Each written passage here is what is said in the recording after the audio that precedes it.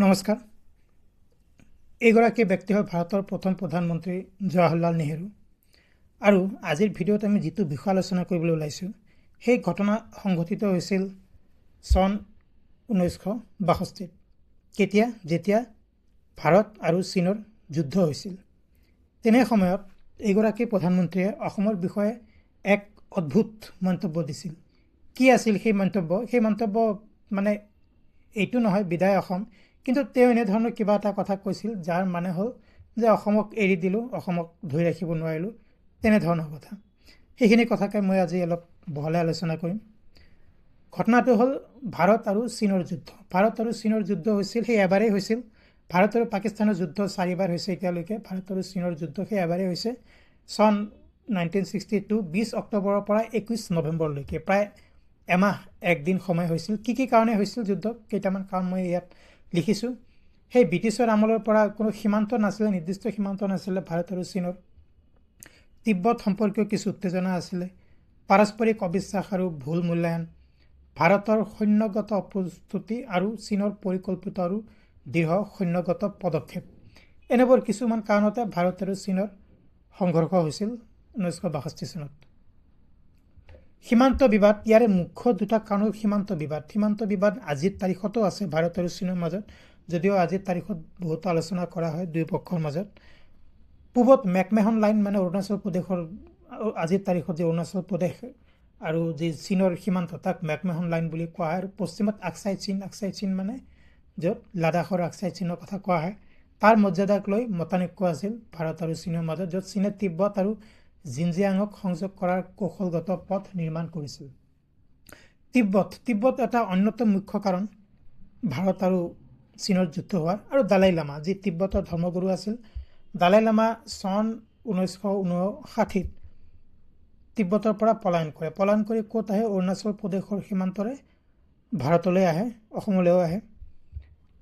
1959 চনত তিব্বত বিদ্ৰোহৰ পাছত উত্তেজনা বহুত বৃদ্ধি পায়। চীনৰ যি কমিউনিষ্ট চৰকাৰ, সেই কমিউনিষ্ট চৰকাৰে সেই তিব্বতৰ বিদ্ৰোহ দমন কৰে আৰু তিব্বতৰ যি প্ৰধান ধৰ্মগুৰু দালাই লামা নিজৰ প্ৰাণ বচাই ভাৰতলৈ পলায়ন কৰে। ভাৰতে ৰাজনৈতিক আশ্ৰয় প্ৰদান কৰে। এইখিনি কিন্তু ভাৰতে ভালেই কৰিছিলে সেইখিনি সময়ত, দালাই লামাক আশ্ৰয় দিয়াটো। চীনে ইয়াক তিব্বতৰ নিজৰ সাৰ্বভৌমত্ব ক্ষতিগ্ৰস্তৰ প্ৰয়াস বুলি ধৰি লৈছিলে, যে দালাই লামা ভাৰতত আছে বা ভাৰতে আশ্ৰয় দিছে, সেইকাৰণে সেইটো এটা চীনৰ আক্ৰোশৰ কাৰণ হৈ পৰিছিল ভাৰতৰ প্ৰতি। কিন্তু মই ব্যক্তিগতভাৱে ভাবোঁ যে দালাই লামাক আশ্ৰয় দি সেই সময়ত ভাৰত চৰকাৰে ভালেই কৰিছিলে। আচ্ছা, এইখিনিতে এটা কথা মন কৰিব লাগে, সেইখিনি সময়ত অৰুণাচল প্ৰদেশ ৰাজ্য মানে নাম নাছিল, অৰুণাচল প্ৰদেশ নাম নাছিল। সেই ৰাজ্যখনৰ নাম আছিল নেফা। অসমৰ উত্তৰত north east frontier agency, Arunachal Pradesh নাম পিছলৈ দিয়া হয়, তেতিয়া নেফা বুলি কোৱা হৈছিল। 1962 চনৰ অক্টোবৰত চীনা সেনাই কি কৰিলে? অৰুণাচল প্ৰদেশৰ টাৱাং, দিৰাং আৰু বমদিলা দখল কৰে।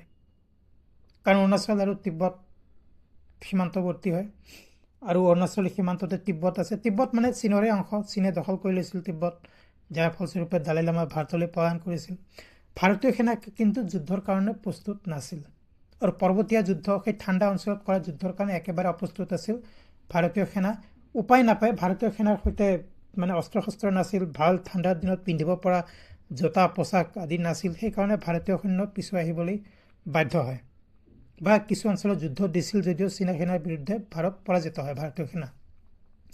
আচ্ছা, এইখিনিতে এটা কথা, চীনে সেই যুদ্ধত প্ৰায় 80,000 সেনা মানে যুদ্ধত নমাইছিল। অকল এই নেফাতে নহয়, যি আকচাই চীন আছে লাডাখ অঞ্চলত, তাত আৰু অৰুণাচল প্ৰদেশ মিলাই সৰ্বমুঠ 80,000 সেনা অৱতৰণ কৰাইছিল।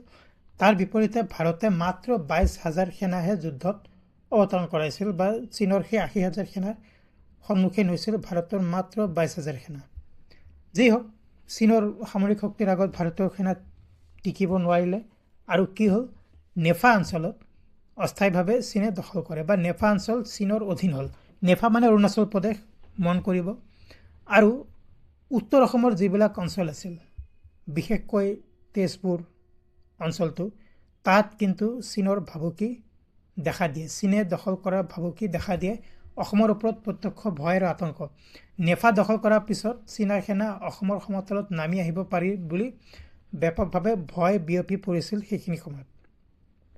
তেজপুৰ যোৰহাট ডিব্ৰুগড় অঞ্চলত আতংকৰ সৃষ্টি হয় যে চীনা সেনাই এইবিলাক অঞ্চল দখল কৰিব বুলি বহুতো লোকে নিজৰ ঘৰ বাৰী এৰি পলায়ন কৰে চৰকাৰেও তেজপুৰ খালী কৰাৰ কাৰণে নিৰ্দেশ দিয়ে এইবুলি কয় যে আপোনালোকে ব্ৰহ্মপুত্ৰৰ দক্ষিণ ফাললৈকে গুচি যাওক তেজপুৰ ব্ৰহ্মপুত্ৰৰ উত্তৰ ফালৰ চহৰ ব্ৰহ্মপুত্ৰৰ দক্ষিণ ফাললৈ গুচি যাওক বহু গুৰুত্বপূৰ্ণ চৰকাৰী নথি আৰু ধন ইত্যাদি নদীত পেলোৱা হয় বা নষ্ট কৰি দিয়া হয় বহু মানুহে ইয়াক মানে কি হ'ল যে তেজপুৰবাসী ৰাইজ যিসকল বয়সস্থ ব্যক্তি তেওঁলোকে হয়তো আজিও মনত ৰাখিব এইখিনি ঘটনা যে তেওঁলোকে প্ৰায় নিজৰ ঘৰ মাটি বাৰী এৰি সম্পত্তি এৰি মানে পলায়ন কৰাৰ উপক্ৰম হৈছিল কাৰণ চীনা সৈন্য তেজপুৰৰ পৰা মাত্ৰ 50 কিলোমিটাৰ দূৰতহে অৱস্থান কৰিছিল অৰুণাচল প্ৰদেশ সীমান্তৰ পৰা তেজপুৰ 50 কিলোমিটাৰমান হ'ব মানে সিমানলৈকে চীনৰ যি পিপলছ লিবাৰেশ্যন আৰ্মি সেনা আগুৱাই আহিছিল গতিকে মানুহ সেইখিনি সময়ত কি কৰিব আমাৰ সেনাও ঠিক তেনেকৈ যুদ্ধ দিব পৰা নাই চীনৰ বিৰুদ্ধে তাৰ ফলস্বৰূপে কি হ'ল বহুত মানুহ পলাই যাবলৈ বাধ্য হ'ল আৰু যাৰ ফলস্বৰূপে অসমৰ মানুহৰ প্ৰতি এনে এটা ভাৱধাৰা সৃষ্টি হ'ল যে কেন্দ্ৰই আমাক অৱহেলা কৰিছে ঠিক আছে সেইখিনি সময়ত ভাৰতৰ প্ৰধানমন্ত্ৰী আছিল পণ্ডিত জৱাহৰলাল নেহৰু তেখেতে অল ইণ্ডিয়া ৰেডিঅ'ক এটা ভাষণত এই ধৰণে কৈছিল ইংৰাজীত যিটো কৈছিল my heart goes out to the people of Assam অসমীয়াত তাৰ মানে কি এই মুহূৰ্তত মোৰ হৃদয় অসমবাসীৰ বাবে ব্যাকুল হৈ পৰিছে মানে ইয়াৰ পৰা আপুনি কি বুজিলে ইয়াৰ পৰা আপুনি বুজিলে যে সেই সময়ৰ ভাৰতৰ প্ৰধানমন্ত্ৰী জৱাহৰলাল নেহৰুৱে অসমখনক প্ৰায় চীনা সেনাক সমৰ্পণেই কৰি দিয়ে তেওঁ এনেকৈ ক'ব লাগিছিলে নে আপুনি কি ভাবে আপুনি আপোনাৰ বিচাৰত কি তেওঁ ঠিকেই কৰিছিল নে তেওঁ কিছু এনেধৰণৰ মন্তব্য দিব লাগিছিলে যে অসমৰ মানুহৰ সৈতে আমি সদায় আছোঁ আৰু আমি অসমৰ মানুহৰ হকে যুদ্ধ কৰিম যাতে অসমৰ ভূমি অসমৰ মানুহ অসমৰ মাটি বিদেশীৰ হাতলৈ নাযায় ঠিক তেনে এটা কথা তেখেতে ক'ব লাগিছিল হয় এটা কথা মানিছোঁ যে সেইখিনি সময়ত ভাৰতীয় সেনা ইমান শক্তিশালী নাছিল বা যুদ্ধৰ কাৰণে প্ৰস্তুত নাছিল সামৰিক প্ৰস্তুতিৰ অভাৱ আছিল যুদ্ধৰ অস্ত্ৰ শস্ত্ৰ বা পোছাক তেনেকৈ নাছিল গতিকে ভাৰতীয় সেনা মানে নিজৰ যি ক্ষমতা সেই ক্ষমতা অনুযায়ী চীনৰ সেনাৰ বিৰুদ্ধে যুদ্ধ দিব নোৱাৰিলে সেইখিনি এটা কথা সঁচা হয় আৰু আমাৰ যথেষ্ট পৰিমাণে কম সংখ্যক সেনাই অংশগ্ৰহণ কৰিব পাৰিছিল চীনে তাতকৈ বহুত বেছি ডাঙৰ সেনালৈ আমাক আক্ৰমণ কৰিছিল কিন্তু দেশৰ প্ৰধানমন্ত্ৰী হিচাপে এনেধৰণৰ কথা কোৱাত তেখেতে সঠিক আছিল নে তেখেত আৰু কঠিনভাৱে ক'ব লাগিছিলে যে এইখিনি সময়ত অসমৰ মানুহ বিচলিত হ'ব নালাগে দুখী হ'ব নালাগে ভয়ভীত হ'ব নালাগে আমি অসমৰ মানুহৰ হকে যুদ্ধ কৰিম আৰু অসমৰ মানুহক উদ্ধাৰ কৰিম বা অসমৰ মানুহক যিমানখিনি পাৰোঁ আমি সহায় কৰিম কিবা এটা তেনেধৰণৰ কথা ক'ব লাগিছিলে কিন্তু তেখেতৰ এনে মন্তব্যৰ পৰা কি বুজা যায় যে প্ৰধানমন্ত্ৰী হিচাপেও তেখেতে আত্মসমৰ্পণ কৰি দিছে কোনো শক্তিশালী মনোভাৱ বা মনস্থিতি তেখেতৰ নাছিল সেইখিনি সময়ত কিন্তু ভাৰতীয় সেনাক মই প্ৰধানমন্ত্ৰীয়ে যিয়ে নকওক প্ৰধানমন্ত্ৰীয়ে অসমৰ মানে ভৱিষ্যত প্ৰায় চাইনাক এৰি দিছিলে প্ৰধানমন্ত্ৰীগৰাকীৰ কিন্তু ভাৰতৰ সেনাক মই প্ৰশংসা কৰিব লাগিব যে ইমান কম সংখ্যক সেনা হৈও কিন্তু চীনৰ বহুতো ক্ষতি কৰিবলৈ সক্ষম হৈছিল যদিও ভাৰতীয় সেনা কম আছিল যুদ্ধত পৰাজিত হ'ল কিন্তু চীনৰ কিন্তু বহুত ক্ষয় ক্ষতিও কৰিলে বহুত চীনা সৈনিকও মানে মৃত্যু হৈছিল এই যুদ্ধত ভাৰতীয় সেনা বেছি মৃত্যু হৈছিল কাৰণ ভাৰতীয় সেনা চীনৰ তুলনাত চীনৰ সেনা বহুত বেছি আছিল ভাৰতীয় সেনাক মই শলাগিছোঁ কিন্তু প্ৰধানমন্ত্ৰী হিচাপে কিন্তু এয়া একেবাৰে জৱাহৰলাল নেহৰুৰ এনেধৰণৰ কথা কোৱা উচিত নাছিল সেইখিনি সময়ত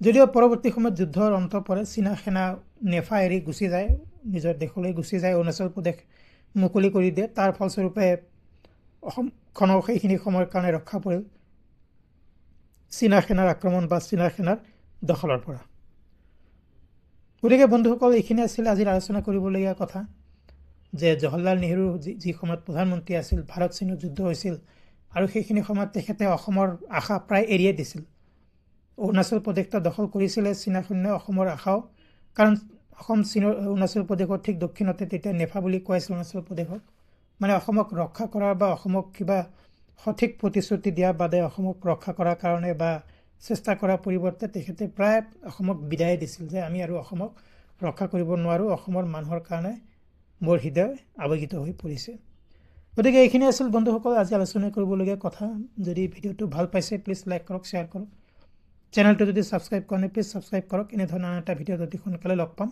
ধন্যবাদ